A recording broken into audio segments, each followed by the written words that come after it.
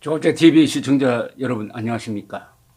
2019년 2월 6일 저녁 6시를 넘어섰습니다. 한국 시간으로 오늘 오전에 있었던 트럼프 대통령의 1시간 반에 걸친 연두교서 연설, 그것을 들으면서 저는 누가 한 말인지 사람이 갑자기 기억이 안 나는데 이런 말이 생각납니다. 정치인은 너무나 거짓말을 많이 하기 때문에 다른 사람들이 자기 말을 믿어주면 깜짝 놀란다. 깜짝 놀란다. 드골 아니면 클레망소 이야기 같은데 그런 생각을 했습니다. 지금 트럼프 대통령의 연설이 끝나자마자 미국의 워싱턴 포스트, CNN, 뉴욕 타임즈의 팩트 체크 기능이 발동을 했습니다.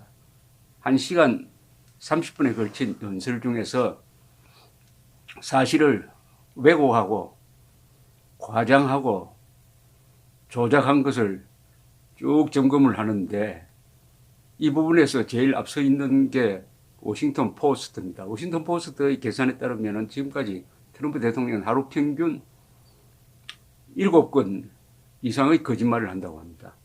그런데 거짓말을 해놓고 절대로 내가 실수했다, 바로 잡는다는 이야기를 하지 않습니다. 그러면서 왜 거짓말을 하느냐 하면은 거짓말을 했다고 인정하지 않고 대안적 사실을 이야기를 했다. 대안적 사실이란 말을 하나 개발을 했습니다. 이 백악관이 사실의 대안이 있습니까, 여러분? 1 더하기 1은 2라는 사실의 대안이 있습니까? 다른 설이 있습니까? 태양은 동쪽에서 뜬다는 사실의 대안적 사실은 뭘까요? 태양은 동쪽에서 뜨는지 서쪽에서 뜨는지 모르겠다는 건지. 여하튼 이 트럼프 대통령의 이런 행태는 이 지구상에서 아마 공산 독재국가 그리고 문재인 정권을 제외하고는 이렇게 거짓말을 해놓고도 뻔뻔할 수가 없습니다. 이번에 오늘 트럼프가 한 연설 중에서 정말 제가 기분 나빴던 부분이 있습니다. 내가 대통령으로 뽑히지 않았더라면 우리는 지금 북한과 큰 전쟁을 하고 있을 것입니다. 이렇게 터무니없는 과정을 했습니다.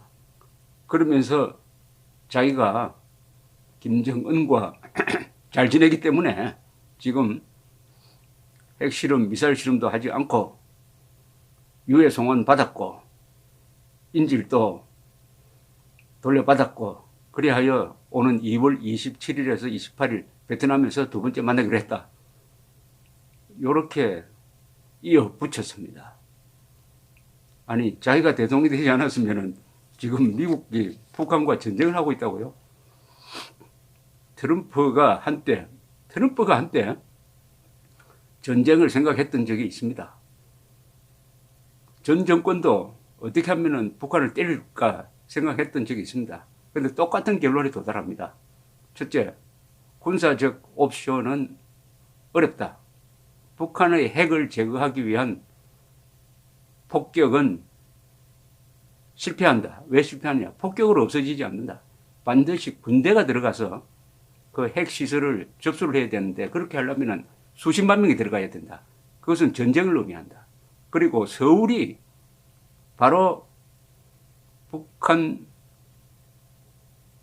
장거리포의 사정권 안에 있고 서울에 핵을 쓸 수 있기 때문에 서울이 인질로 잡혀 있어가지고 북한에 대한 군사적 해결 방법은 없다.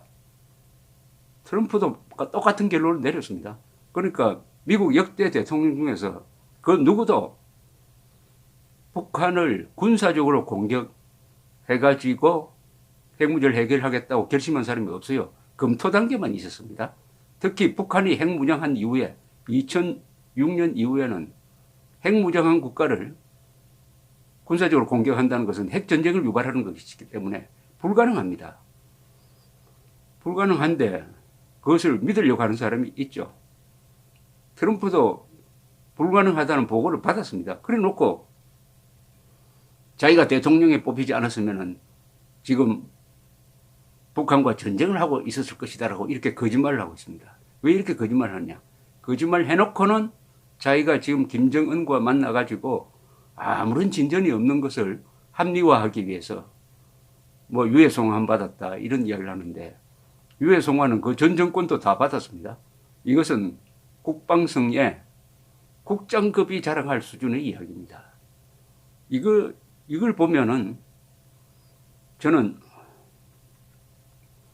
이 베트남에 있을 회담에서 정말 미국이 또 한 번 함정에 빠지겠구나 하는 생각을 갖게 합니다. 왜냐하면은 아직도 실무 협상은 진행 중에 있어요. 그런데 미국 대통령이 만난다, 잘 될 것이다, 이렇게 이야기를 해버리면은 비건 이 특사가 북한에 가서 김혁철이라는 그 실무자와 만났을 때 북한은 느긋하게 기다릴 수가 있습니다. 트럼프가 성공한다고 했으니까 이제 실무자들은 우리가 요구하는 대로 미국 실무자들은 받아서기만 하면 된다. 너희 대통령이 성공한다고 했으니까 그쪽 방향으로, 잘 되는 방향으로 우리 한번 협의해보자. 이렇게 되면은 비건 특사는 카드가 없습니다. 카드가 있으려면 벌떡 일어나가지고 나는 회담 못하겠다 하고 나올 수가 있어야 되는데, 이미 회담한다고 선언을 했는데 나올 수가 있습니까? 아래 사람 손발을 묶는, 이것은 협상도 아니고, 그러니까 트럼프가 기껏 협상했던 것은 부동산 거래 정도 협상이었지 국가의 생존을 건 이런 협상은 해본 적도 없고, 이것은 시간이 많은 독재자가 유리하다. 인기에 연연하고 재선에 목을 메고 있는 트럼프로서는 도저히 이길 수 없는 게임을 스스로 하고 있다. 스스로 자성자박을 해가지고 아래 실무자들의 손까지 묶어버렸다. 이런 것을 우리가 읽을 수가 있습니다. 참고로 오늘 연두교수 연설에서 팩트하고 틀린 부분이, 틀리든지 과장했든지 정확하지 못한 게 30개가 지적이 되었습니다. 한 연설에 30개가 사실을 왜곡했다고 하면은 뭐 연설은 근사한데 내용으로 들어가 보면은 너무나 무책임하다는 걸 알 수 있겠죠. 트럼프 대통령의 작년 연두교수, 그리고 한국을 방문해가지고 국회에서 한 연설 얼마나 근사했습니까? 그러나 말 따로 행동 따로입니다. 정치인들이 말을 믿어서는 안 된다는 좋은 교훈입니다. 이 미국 언론이 지정한 걸 보면은 이런 게 있습니다. 자기가 취임한 이후에 503만 개의 일자리를 새로 만들었다. 그 중에 60만 개는 제조업에서 나왔다 했는데 실제로는 490만 개를 만들었고 제조업에서는 43만 개를 만들었습니다. 그러나 이것은 약간 과장이지, 이 정도는 뭐 애교로 볼 수가 있다고 생각합니다. 500만 명이 식량 배급 대상자에서 벗어났다 했는데 500만 명이 아니고 360만이랍니다. 이것도 약간의 과장입니다. 막 이런 거는 봐줄 수가 있습니다. 실업률이 반세기 만에 최저에 도달을 했습니다. 이거는 반세기가 아니고 18년 만에 최저라고 합니다. 그리고 경제활동 인구가 1억 5,700만입니다. 역대 최고입니다. 최다입니다. 라고 했는데 이건 별 의미가 없는 게 인구가 늘고 있으니까 경제활동 인구도 늘 수밖에 없는 거죠. 그리고 미국은 에너지 수출 국가가 되었습니다. net export, net energy 이런 표현을 썼습니다. net 에너지 엑스포트 국가가 됐다. 그런데 이거는 50년 만에 처음이다라고 했는데 그게 아니고요. 2015년부터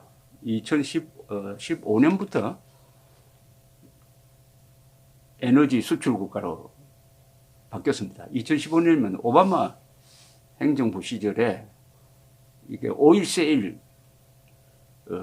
기술이, 채굴 기술이 발달해가지고 이것은 오바마 대통령의 뭐 공입니다. 그런데 자기 걸로 가로채 버렸습니다.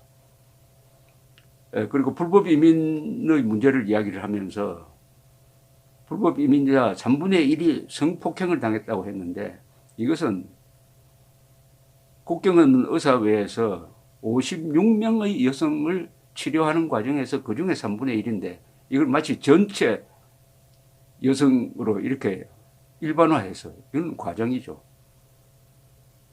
또 이민자로 해서 범죄가 증가했다 하는 이야기를 상당히 자세하게 했는데 이거는 범죄 통계와 맞지 않습니다. 미국에서 일어나는 범죄를 보면은 미국에서 태어난 사람과 이민자의 범죄 발생률에서는 오히려 미국에서 태어난 사람의 범죄 저지르는 율이 더 높게 나옵니다. 이민자가 범죄를 더 많이 저지른다는 통계는 없습니다. 그리고 나토 국가가 앞으로 1,000억 달러의 방위비 분담을 더 하기로 했습니다. 또 자랑을 했습니다. 이건 오바마 대통령의 공입니다. 오바마 대통령이 2014년에 나토 국가와 합의를 해가지고 방위비 분담을 더 하도록 이렇게 약속을 했다고 합니다. 또 하나, 이 크게 틀린 건데,